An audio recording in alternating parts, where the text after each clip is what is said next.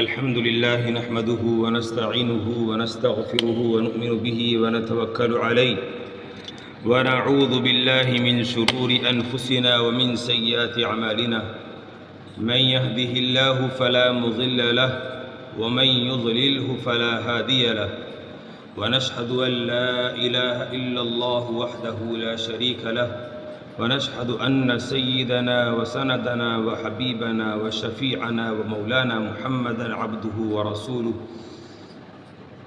أما بعد ولا تقولوا لمن يقتل في سبيل الله أموات بل أحياء ولكن لا تشعرون صدق الله العظيم۔ معزز سامعین کرام، اسلام کے گلشن کو جن شہدائے اسلام نے اپنا قیمتی خون دے کر سدا بہار کیا ہے، ان میں حضرت امیر المؤمنین سیدنا فاروق اعظم رضی اللہ عنہ کا اس میں گرامی سر فہرست تھے۔ آپ آسمانی عدالت و شجاعت پر آفتاب بن کر چمکے اور اسلام کو مہتاب عالم تاب بنا دیا۔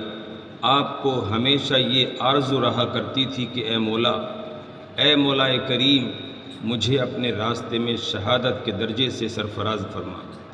چنانچہ آپ سفر حج سے واپسی پر جب تشریف لا رہے تھے کہ راستے میں کنکریوں کا بستر بنا کر لیٹ گئے۔ آسمان کی طرف دیکھا تو چاند اپنی دھیمی دھیمی کرنوں سے پورے صحرا کو روشن کر رہا تھا۔ آپ نے اسے نظر جما کر دیکھنا شروع کر دیا۔ چاند پر مختلف کیفیتیں وارد ہوئیں، کبھی چھوٹا ہوتا کبھی بڑا، رات بھر اس کی مختلف شکلیں بدلتی رہیں۔ آخر شب جب چاند کمال سے زوال کی طرف آیا اور اس میں پہلے کی بنسبت دھیما پن آ گیا، حضرت فاروق اعظم رضی اللہ عنہ چاند کو دیکھ کر آبدیدہ ہو گئے اور آسمان کی طرف ہاتھ اٹھا کر دعا مانگی، اے الہی، مجھے بھی اس چاند کی طرح مختلف ادوار سے گزرنا پڑا ہے۔ اب میں پوری دنیا کو عدل و صدق کی روشنی میں دینے کے بعد محسوس کرتا ہوں میرے قوی کمزور ہو گئے، میری ہڈیاں ضعیف ہو گئیں، اب میں بار خلافت کا محتمل نہیں۔ الہی، میں تیرا عاجز بندہ ہوں، مجھے اپنے رفقا کے ساتھ مسکن عطا فرما۔ چنانچہ آپ نہایت ہی رقت اور سوز گداز کے عالم میں دعا کرتے ہوئے بارگاہ ایزدی میں عرض کرتے ہیں، اللہم انی اسألک شہادتا فی سبیلک ووفاتا فی بلد رسولک۔ اے اللہ، میں تیرے راستے میں شہادت پانے کا سوال کرتا ہوں اور تیرے حبیب صلی اللہ علیہ وسلم کے شہر میں موت چاہتا ہوں۔ فاروق اعظم رضی اللہ عنہ کے دل سے نکلی ہوئی یہ دعا سحرگاہی بارگاہ ایزدی میں قبول ہو گئی اور آپ کے سامنے ان احوال و آثار کا ظہور ہونے لگا جن کی تعبیر آپ کی شہادت کا عنوان تھی۔ چنانچہ آپ جب سفر حج سے واپس مدینہ تشریف لائے، حضرت کعب رضی اللہ عنہ نے آپ کے اوصاف و محاسن بیان فرماتے ہوئے کہا، میں محسوس کرتا ہوں کہ آپ کا حسن تدبیر اور دائرہ خلافت اس قدر وسیع ہو گیا ہے کہ آپ اپنے دو محبوب رفقا سے ملنے والے ہیں۔ نیز آپ کے دور خلافت کی تکمیل کا جو خاکہ تورات میں موجود ہے، ان سے بھی اندازہ ہوتا ہے کہ خداوند قدوس آپ سے وہ تمام کام لے چکے ہیں جس کے لیے آپ کو دامن نبوت سے وابستہ کیا تھا۔ حضرت عمر فاروق رضی اللہ عنہ نے حضرت کعب کی رضی اللہ عنہ سے پوچھا، کیا میرا ذکر بھی تورات میں ہے؟ انہوں نے فرمایا کہ ہاں۔ اس پر فاروق اعظم رضی اللہ عنہ نے بھیگی ہوئی آنکھوں سے فرمایا کہ اے کعب، یہ سب سرکار دو عالم صلی اللہ علیہ وسلم کی صحبت اور ذات گرامی کی برکات کا نتیجہ ہے۔ سیدنا فاروق اعظم رضی اللہ عنہ نے اپنی شہادت کے لیے جو دعا مانگی تھی وہ بارگاہ ایزدی میں منظور ہو گئی۔ ابو لولو جو مغیرہ بن شعبہ رضی اللہ عنہ کا غلام تھا، ایران کا مجوسی تھا، وہ ہر وقت فاروق اعظم رضی اللہ عنہ کی فتوحات کی خبروں سے کڑتا تھا، جلتا تھا۔ خصوصاً امیر المؤمنین کے دور خلافت میں ایرانی فتوحات کی خبر نے تو اس کی کمر توڑ دی۔ اس کے دل و دماغ کو جھلا کر بھسم کر دیا تھا۔ وہ اسی فکر میں رہتا تھا کہ اپنے ہم مذہب اور ہم مسلک اور ہم وطنوں کو اب میں کس طرح سے فاروق اعظم سے بدلا لوں۔ چنانچہ ایک دن وہ فاروق اعظم کی خدمت میں آ کر حاضر ہو کر عرض کرتا ہے کہ میرا آقا مجھے زیادہ ٹیکس وصول کرتا ہے، میرا آقا مجھ سے زیادہ ٹیکس وصول کرتا ہے، آپ اس سے پوچھ گچھ کرو، میرا ٹیکس کم کروا دیں۔ حضرت فاروق اعظم رضی اللہ عنہ نے اس سے سوال کیا کتنا ٹیکس دیتے ہو؟ اس نے کہا کہ 2 درہم۔ آپ نے فرمایا کہ یہ تو کوئی زیادہ نہیں ہے، تمہارے فن اور کاریگری کے لحاظ سے اتنا ٹیکس کوئی گرہ بار نہیں ہے، کوئی زیادہ نہیں ہے، اس لیے مغیرہ بن شعبہ رضی اللہ عنہ کو اس سے کم کرنے پر مجبور نہیں کیا جا سکتا۔ یہ سن کر ابو لولو شیخ پا ہو گیا اور اندر ہی اندر جلتا بھنتا واپس چلا گیا، مگر اس کی آتش حسد اور جذبہ انتقام اور بھڑک اٹھا۔ ایک دن فاروق اعظم رضی اللہ عنہ نے ابو لولو کو طلب کر کے فرمایا کہ میں نے سنا ہے کہ تو بہت اچھی چکی بناتا ہے، اس لیے میں نے تجھے طلب کیا ہے تاکہ ایک چکی تو مجھے بھی بنا کر دے۔ اس پر ابو لولو نے کہا کہ میں آپ کے لیے ایسی چکی تیار کروں گا جس کی شہرت مشرق و مغرب تک ہوگی۔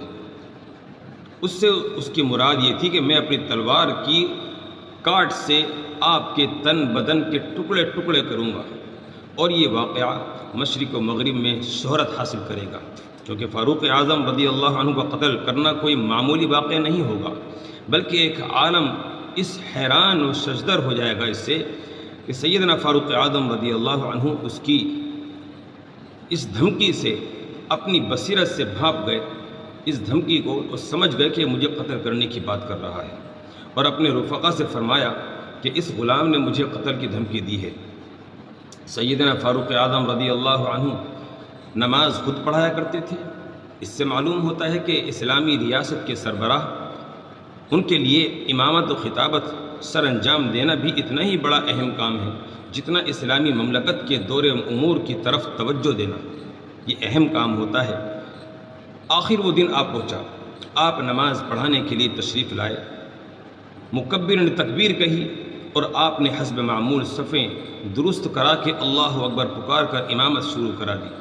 ابو لولو مجوسی جو آپ کے عقب میں طاق میں بظاہر نماز کے لیے کھڑا تھا، لیکن دراصل وہ اس مذموم مقصد کے لیے تیار ہو کر آیا تھا کہ فاروق اعظم جو ہی نماز شروع کرائیں گے پیچھے سے خنجر کے در پہ وار کر کے آپ کو شہید کر دیا جائے۔ اس مقصد کے لیے وہ زہر میں بجھا ہوا ایک خنجر بھی لے کر ساتھ آیا تھا جو ازار بند میں چھپا رکھا تھا۔ سیدنا فاروق اعظم رضی اللہ عنہ نے تکبیر کے بعد نماز شروع فرمائی تو ابو لولو بدبخت نے خنجر سے وہ حملہ کیا، اور اس قدر تیزی کے ساتھ حملہ کیا کہ یہ چند منٹوں میں بلکہ چند سیکنڈوں میں فاروق اعظم رضی اللہ عنہ زخمی ہو کر گر پڑے اور مسلح پر خون میں لت پت ہو کر تڑپنے لگے۔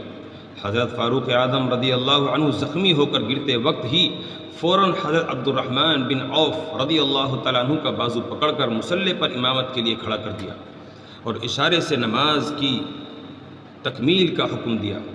حضرت عبد الرحمن نے امیر المؤمنین کے تڑپتے ہوئے جسم اطہر کو دیکھنے کے باوجود بھی اللہ تعالیٰ کی نماز اور نیاز مندی کو پورا کرنا ضروری سمجھا، کیونکہ زندگی کیا ہے؟ راہ محبوب میں جان دینا ہی تو اصل زندگی ہے۔ زندگی آمد برائے بندگی، یہ بندگی کی معراج ہے کہ انسان اپنے محبوب و متاع لٹتی رہ دیکھے، پھر بھی دربار ایزدی میں محو سجدہ رہے اور اپنی تمام نیاز مندیوں کو عرضیوں کا مرکز ذات باری کو قرار دے۔ میں قربان جاؤں اس امام کی جس نے امام المسلمین کو تڑپتے دیکھ کر بھی رب کی نماز ادا کر کے اپنی عبدیت کا بھرپور مظاہرہ کیا، اور میں سو جان سے قربان اس فاروق اعظم رضی اللہ عنہ پر جس نے حضرت عبد الرحمن رضی اللہ عنہ کا بازو پکڑ کر مسلح پر کھڑا کر کے یہ سبق دیا کہ میری جان جائے تو جائے لیکن محبوب کی نماز نہ جائے۔ جان دی ہوئی تو اسی کی تھی، حق تو یہ ہے کہ حق ادا نہ ہوا۔ حضرت عبد الرحمن بن عوف رضی اللہ تعالیٰ عنہ نے نماز پڑھائی اور جو ہی نماز پوری ہوئی صحابہ کرام رضی اللہ عنہم اجمعین تڑپ کر رہ گئے، پورے مسجد نبوی میں کوہرام مچ گیا۔ صحابہ کرام پر ایک اضطراب کی کیفیت طاری ہو گئی، اے اللہ اب اسلام کا کیا ہوگا؟ اسلام کا بے مثال اور بہادر جنرل اگر اس طرح سے رخصت ہو گیا تو اسلام کا کیا بنے گا، کیا ہوگا؟ کیونکہ اسلام کی عمر بھی تو عمر کے ہاتھوں سے بڑھی اور چار دہنگ عالم میں اس کی بہاریں چھا گئیں۔ صحابہ کرام سیدنا فاروق اعظم رضی اللہ عنہ کے ارد گرد جمع ہو کے محراب میں جمع ہو گئے۔ ہر کسی کی زبان پر آپ کی صحت اور عافیت کی دعا نکل رہی تھی۔ اسی حالت میں آپ کو بیت خلافت میں لے جایا جاتا ہے اور آپ کی زندگی کو بچانے کے لیے ہر ممکن تدبیر کی جاتی ہے۔ آپ کے علاج کے لیے مدینہ کے مشہور طبیب کو بلایا گیا اور انہوں نے دوا پلائی، مگر آپ کو ان زخموں سے وہ دوا نکلتی ہوئی نظر آئی۔ وہ دوا آپ کے زخموں سے نکل گئی جو خنجر کے مسلسل وار کی وجہ سے آپ کے جسم اطہر میں موجود تھے۔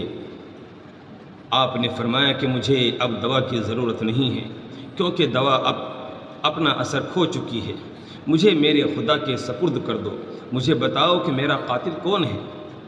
صحابہ کرام نے عرض کیا، اے امیر المؤمنین، آپ کا قاتل ایک مجوسی غلام ہے۔ آپ نے یہ سن کر اللہ تعالیٰ کا شکر ادا کیا کہ میرے خون سے کسی مسلمان کے ہاتھ رنگین نہیں ہوئے۔